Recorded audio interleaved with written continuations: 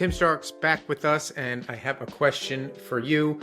Up until yesterday, I did not know about it. I'm putting my ignorance on full display here.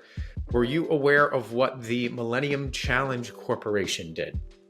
Yes, I did. I actually wrote about it a pretty significant amount back in the Bush administration when it was being created and when it was working its way through. I was at Congressional Quarterly. I was a foreign policy oriented reporter at the time. Okay. So yes, you definitely would know what Yes.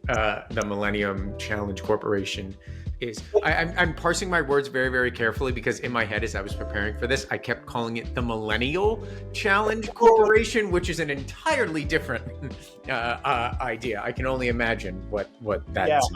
I think that involves challenging millennials on trivia related to emo bands from the early 2000s. Is that what the Millennium Challenge Corporation is? I would absolutely be a part of that. That sounds like something that would definitely be in my wheelhouse. Yeah. Find out why we are talking about the Millennium Challenge Corporation on this episode of Safe Mode. Welcome to Safe Mode. I'm Greg Otto, editor-in-chief at Cyberscoop. Every week, we break down the most pressing security issues in technology, providing you the knowledge and the tools to stay ahead of the latest threats, while also taking you behind the scenes of the biggest stories in cybersecurity. An attack is coming. It's about keeping us safe. He's just a disgruntled hacker. She's a super hacker. Stay alert. Stay safe. Stay safe. This is Safe Mode. Welcome to this week's episode of Safe Mode. I am your host, Cyberscoop editor-in-chief, Greg Otto. In our interview segment, we are talking with Jackie Burns-Koven, the head of cyber threat intelligence for Chainalysis.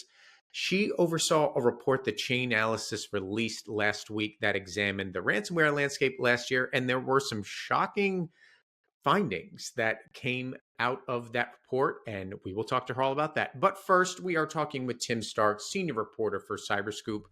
Tim, we have a National Cyber Director nominee. Yes. I was a little surprised that this is the one that came first. I'm a little surprised who it is. There's been a lot of scuttlebutt about some key appointments. You and I have talked about them in our story meetings. Yes. Things that we thought might be coming, things we thought might be in the works. Some of them have been out there reported. Some of them have not. For instance, Sean Planke, as the director of CISA, has been out there for a while. I'm not sure what the holdup is. We can talk about that another time, maybe too. I'm sure we will. In this case, yeah, if you're looking at the sort of the top few positions you can fill on cyber in an administration, this is one of them. And as of late last night, word made its way out that it was going to be a person named Sean Cairncross, and frankly had not been on anybody's radar as someone who would take over the position.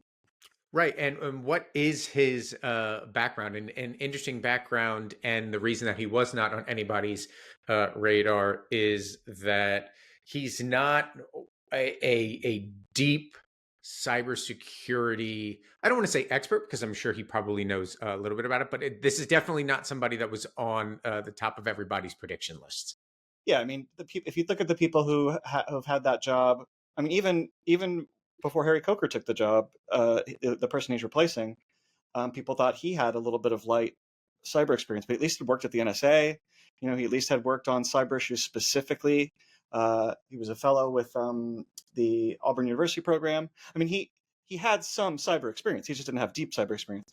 There's no position that Sean has held that you would say is a major cyber position. It just doesn't exist. He's had some overlap with cyber, to be sure. He was the chief operating officer at RNC, so he had some experience handling potentially cyber attacks if there were any. Although, one of the things we put in our story was, I actually did a search for this, like what his name and cyber. This was the only ping I got that was directly related to him. And there's a congressman who erroneously had said back in 2016, "Oh, the RNC got attacked too." And Sean was on the record saying, "No, that we're not been attacked." And then, I think the closer to at least more direct like cyber experience is when he was in the White House as a deputy assistant and some other titles. He advised on national security, according to one of his bios. So that is about it, unless you start stretching into, he's worked with some tech companies or worked with some tech fellowships. And then, of course, we have the Millennium Challenge Corporation, which doesn't do a lot of cyber work. That's not really what they're about. So it's in the sense that you can be surprised by anything the president does. This is surprising, but it's also not a surprise that he picked someone surprising. So it's a strange roundabout way of saying surprise, not surprise. But he's not a person who seems to have any major significant cyber experience. That aside, is there some optimism there in the fact that he has been in leadership roles before? And as we saw with Harry Coker toward the end of his tenure, he talked a lot about how cybersecurity worked in other companies, or like how it can be a driver for economic growth. And given Sean Cairncross's background, it might fit in with what we expect, with what we see as the direction maybe moving forward for this position. Right. I think there are a couple of things that you could point to if you're being optimistic about what his selection means, to say this is actually a good thing. And one of them would be that he has worked closely with the president, both on the political side and on the administration side. He was a top RNC official. He was brought in as a trusted person to help remake the RNC in President Trump's image. You can point to the outsider experience being a good thing too. Like you hinted at, is that if you think about this in a different way, I always relate this back to what my personal experience is. I've had editors who are really cyber experts, and I've had editors who don't know hardly anything about cyber. And you get great things from both kind of person. The kind of person who doesn't understand cyber that well is going to ask you to do it differently. They're going to ask you to talk about it differently. They're going to see story ideas that the others might not, because it's new to them. And I think if you have a trusted person, one thing that there was concern out there in the world about was, are they going to pick somebody who shows that they don't care about this job? Because he has not had an opportunity to have a national cyber director yet. And if you go back to a story we wrote in September saying this office might be in trouble, from people who were in the Trump orbits were saying, hey, this could be a problem for them because it's not an entity they created. It's not an entity they've had any ownership over. So you could point to this and say, hey, potentially those are good signs that he brought in somebody trusted. And it's not necessarily a bad thing that he's not a major cyber experience person. He might actually bring a different perspective than you would expect. So also that perspective, I do really think that is the important part of looking at this, because when we talk to people in the industry, we always talk about how they want to bring in outside thinking. And here we go. Here we are. This is somebody that is an outsider.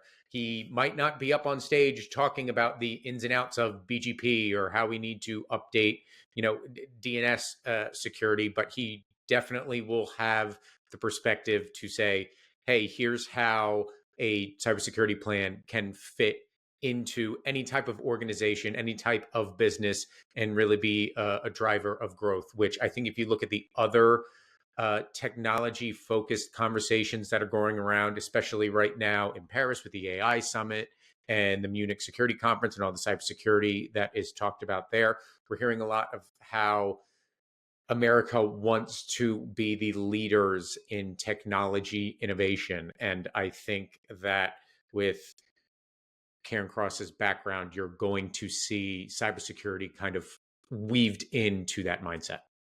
Yeah, and I think I'll say another thing. He is an attorney by training. He's worked at law firms. Maybe this comes across as too lawyer positive, but I think that lawyers think about things in an interesting way and approach problems in a certain way that could be beneficial as well. Agreed. Well, hopefully we get to know Sean a little bit better, and we can talk about all the things that he is doing as part of the White House now. So, Tim, I know you'll be on it. Appreciate you hopping aboard, and we'll talk again soon. See you soon. And now for our interview segment, we are talking with Jackie Burns-Koven, the head of cyber threat intelligence at Chainalysis.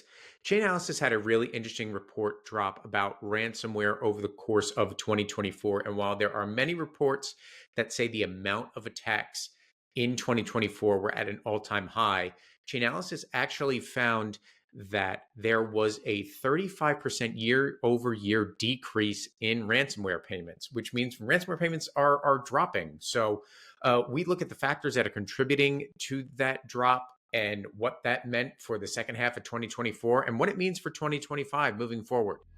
Check it out. And joining us on this week's interview section for Safe Mode is Jackie Burns-Koven, the head of cyber threat intelligence at Chainalysis. Jackie, thanks for joining us. Thank you for having me. So Chainalysis had a really interesting report about ransomware that was recently released. And the thing that stuck out was that you guys found that there was an actual decrease in the amount of money going out in terms of ransomware payments. Talk a little bit about that, because that, given some of the other reporting that I had seen and the fact that ransomware events were up, but the fact that the actual payment number went down is pretty notable. Precisely. And you're not alone in being surprised in that. I think I was just as surprised as anyone. We even, Chainalysis puts out a mid-year crime report where we try to, be a bellwether for the rest of the year, provide early warning. And we were estimating that this would be another record year, actually, in terms of ransom payments. We were actually exceeding 2023's totals, which was the record at the time and still is. And so we were clearly on pace to break that ransomware revenue record, which is now $1.2 billion.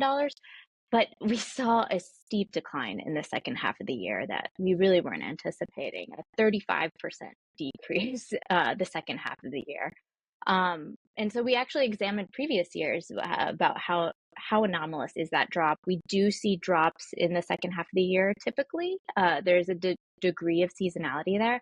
But that stark decline was really surprising, and there's really a multitude of factors that we uncovered that really led to that decline. And as you said, all the other more visible indicators, data leak site information, reports of massive breaches, even individuals like myself getting breach notifications. It's just increased dramatically. The number of leak sites doubled last year, and that's intentional, right? And when we look at data leak sites, they're meant for advertising, right? They're being used by threat actors to show their virility and Right. to twist the knife. And so we can go into some of those factors that led to that decline. And the thing about following the money, it's not just following money from point A to point B. We can actually look at the aggregate figures to look at impact.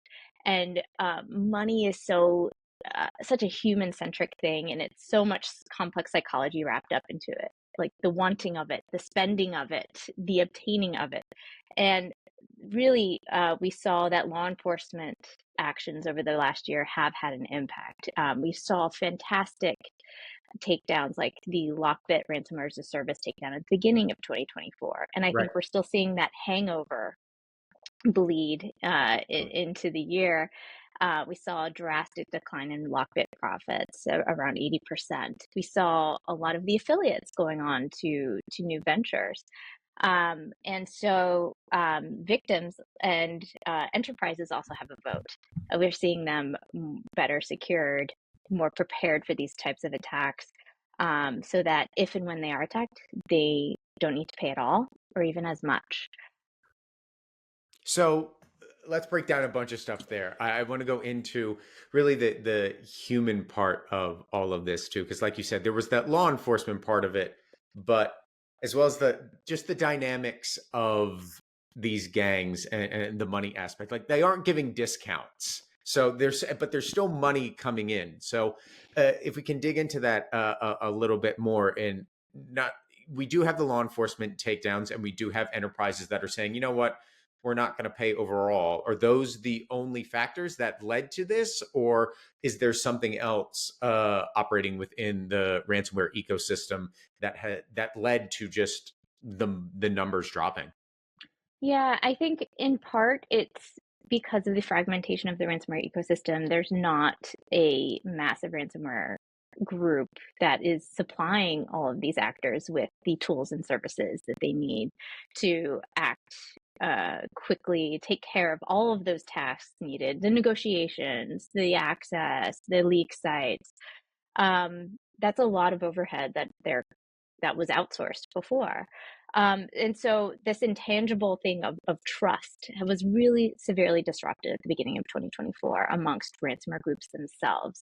So not only was there Operation Kronos that disrupted Lockbit, but there's also the ALPH Black Cat ransomware, which both of those strains together, I mean, we've talked about ad nauseum in prior reports. They were taking the lion's share of the market, lion's share of the talent in the ransomware ecosystem.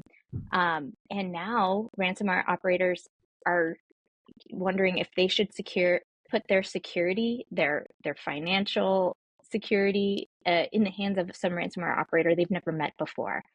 So we saw a lot of ransomware actors go it alone. So not only was there distrust amongst ransomware actors in the fallout of these, takedowns, there's distrust amongst victim entities. These two, Lockbit and ALPH Black Cat's demise, expose that there's no guarantee that if you pay ransom, your data is going to be deleted. And I think it was resoundingly clear with those. So I think that helped reinforce among victims and their representatives that there's no guarantee in payment, and it is probably impacting their calculus there. We've also spoken with incident response firms in the space to run our data against what they're seeing, and we're getting that confirmation from those on the front lines of negotiation payment that yes, indeed, they're paying less often. Not only less often, but less. So we're seeing averages in the low six figures. And I think that's important to keep in mind when, we are kind of captivated by these massive outlier payments like we saw at the beginning of 2024 with this record $75 million payment. That's an outlier. That's not the norm. We're seeing ransomware actors willing to take far, far less than the initial demands, even with individual victims. What are you seeing in terms of the way that the ransomware operators are talking, whether it's amongst themselves or within their own little underground forums, to determine whether they are going to go after a six-figure ransom or really try to go get a big whale in the case of some of these other companies that have alleged to pay like 25 million or 75 million? Because I do feel like, yes, on the average, I can understand how they would want to go for six figures, but we are still seeing these grand scale numbers pop up every quarter, let's just say. So I do feel that that's just so interesting that there is this calculus where it's like almost where it's like we're going to be like, we're going to stay under the radar until it's time to really go off, and then we're going to swing for the fences. Yeah, I think it's just really opportunistic now. I think the industry is so well educated and aware on ransomware now, and there's also insurance imperatives to exercise a level of security that it is getting harder to actually get victims, and so I think it's driven the market, and our data corroborates this. It is driving threat actors to target small and medium enterprises. That said, we're always holding our breath for that, managed service provider or that massive event like that envelops multiple victims or one large victim. There's certainly big game hunting at play, which is, to that point, I'm very cautious about this. I wouldn't call this a trend at all, and this is easily reversible. But I think, to your question about how this has impacted, individual ransomware actors and groups, I think they're finding that there's security and obscurity. The groups that have really stuck out their necks and, had those massive breaches, had those record payments, a lot of them don't exist anymore or have gone underground, be it temporarily. And I think that's what this law enforcement actions have really sent home, and why we're seeing this doubling of new data leak sites. It doesn't suggest that there's hundreds or thousands of new ransomware actors who have flocked to ransomware. It's the same actors and individuals who are developing their own with leaked source code or even we're seeing groups who operate multiple strains at once, not putting all of their eggs in one basket. They're kind of dabbling amongst, multiple groups simultaneously, in the event of a takedown or some kind of security lapse. Right. That security through obscurity part, I wanted to drill down a little bit. Is that why we haven't seen like a big group come in place of like a Lockbit or a Black Cat over the last half of the year? It's not necessarily they're trying to replicate that group sort of mindset. It might be the same person or same group of people, but they're operating 4 or 5 different strains in just the hopes that law enforcement doesn't glom onto one operation in particular. I don't think it's for lack of trying. I think there's a lot of ambition and vanity in this space, and I think there is a void, and that's why I think we have to sustain the pressure across the ransomware supply chain. So, I track not only the ransomware payment, I track the spending habits of these individuals. What malware are they buying? What bulletproof hosting? What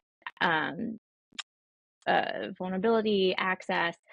And so that's another point to make, is that we had Operation Endgame happen at the midway of this year. So, Right. which, impacted a lot of malware and loaders. So that were primarily used for ransomware. So each aspect of the supply chain needs to be, we need to, import pressure on them, including where they're laundering, including the individuals behind them, and not just focus on specific strains.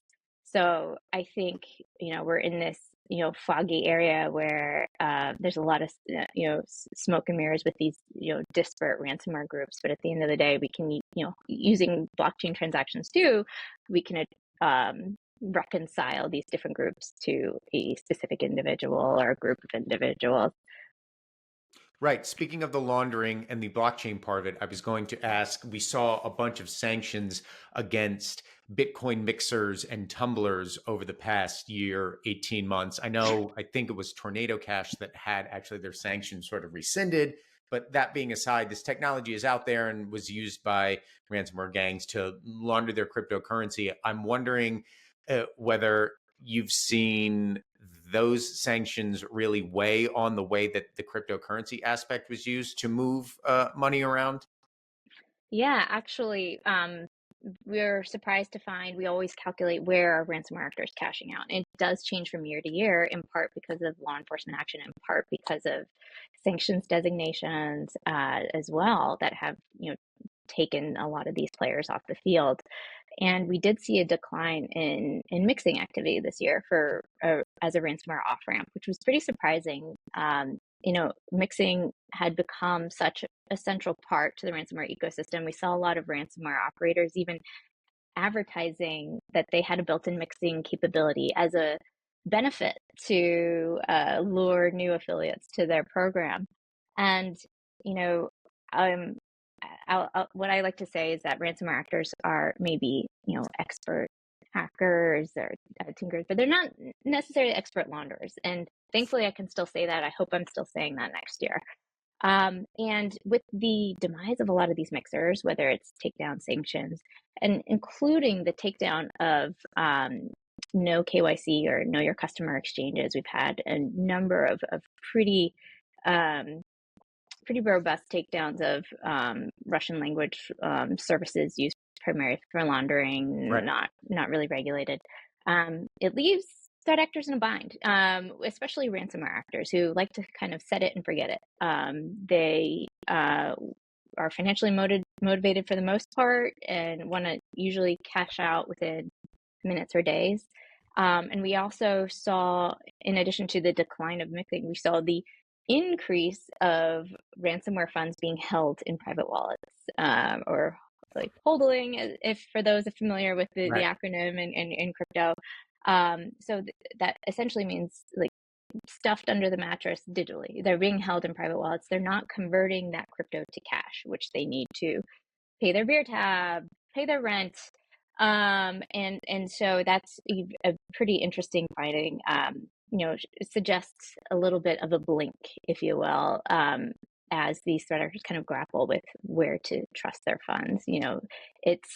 We've certainly identified threat actors have money tied up in mixers as they were getting taken down or currency exchanges. So yeah, I would say distrust is the theme of 2024, not just in centralized ransomware as a service groups, but centralized institutions like a cryptocurrency exchange or mixer. So you said these groups might be expert hackers. They're not expert launderers. How about negotiators? What have you seen in terms of their negotiation tactics in ransomware incidents? Has it changed? What are the incident responders saying? Like, how has that really factored into this whole decline in the past couple months? Yeah, what we see in our data and have confirmed independently with incident response firms is the willingness of threat actors to take way less than those initial demands. So almost a fire sale, if you will. So when we looked at ransom payments in the distribution this year, we're really seeing quite the long tail, and we're really seeing the median being driven down. And part of that, I think, could be impatience or lack of experience, because we're seeing now that these ransomware actors who, fell under the umbrella of a well-resourced ransomware as a service are now kind of going it alone and may not necessarily know or have the time or patience to like really invest in these negotiations. So it's been really interesting to see. So then, if you're a business, I would say from the business side of things, what do you think is the most important piece of technology or cyber hygiene that has really contributed to the declining ransomware payments? Whether it is at all. I mean, I'm sure there are some businesses that are like, no, if you look at an incident response report where it was like, no, they were really bad when it came to cybersecurity, but they had the presence of mind just not to pay. I would imagine that's probably not all like that, but I'm wondering from a defensive standpoint, if you're a company that isn't, really well versed in cybersecurity and you want to make sure that you are not hit with a ransomware attack, based on what you've seen in the past 6 months, what's like one of the top 1 or 2 things that companies have been doing to really avoid paying out a ransomware attack? Yeah, I think it's a combination of a technology problem and a human problem. So the education of the employees around phishing links and MFA, as well as having backups. I think and hope that the majority of entities believe that they're not immune to a ransomware attack and are making plans if and when they do.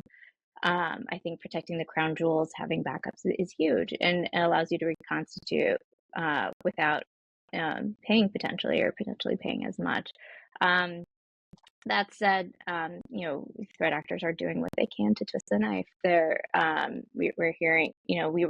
Started hearing kind of last year as payments declined in terms of sheer number of victims paying, even though it was a record year.